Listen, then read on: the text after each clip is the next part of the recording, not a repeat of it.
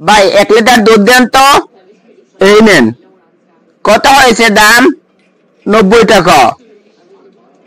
কি ব্যাপার, কালকে না 80 টাকা রাখলেন? ভাই কালকে তো 80 টাকা রাখছিলাম, এখন দাম বাইরে গেছে। যেভাবে দুধের দাম বাড়তেছে এইবার মনে হয় বিয়েটা করতেই হবে। আরে কি আলতু ফালতু বকছেন?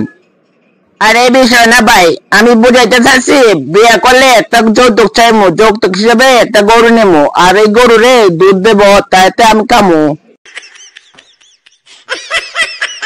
স্যার আপনাকে একটা প্রশ্ন করি।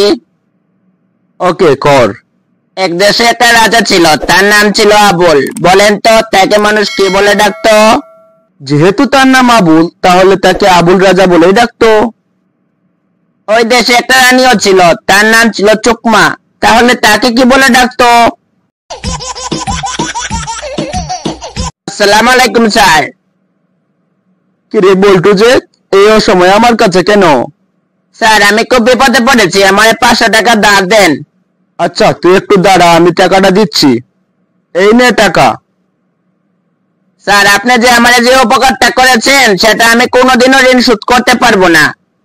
বল্টু, তুই না কালকে আমার কাছ থেকে 500 টাকা ধার নিয়েছিলে, টাকাটা দে। কি বলেন স্যার? আমি তো আপনাকে বলেছিলাম যে এই ঋণ আর কোনোদিন শোধ করতে পারবো না। আচ্ছা বল্টু, বলতো যদি তোর কাছে 10 টাকা থাকে, এখান থেকে যদি কেউ 2 টাকা নিয়ে নেয়, তাহলে তোর কাছে কত থাকবে? 10 টাকা? কিভাবে? 2 টাকা তো আরেকজনে নিয়ে গেল। আপনি কি করে ভাবলেন যে আমার কাছ থেকে একজন 2 টাকা নিয়ে যাবে? আচ্ছা মনে কর তোর কাছে কেউ 2 টাকা চিন্তাই করে নিয়ে গেল, তাহলে কত থাকবে? 10 টাকা আর একটা লাশ। স্যার জানেন, আজকে আমি একটা মেয়েকে প্রিজনের হাত থেকে বাঁচিয়েছি। বাহ বেটা বাহ, এই না হয় আমার ছাত্র, তো কিভাবে বাঁচালি?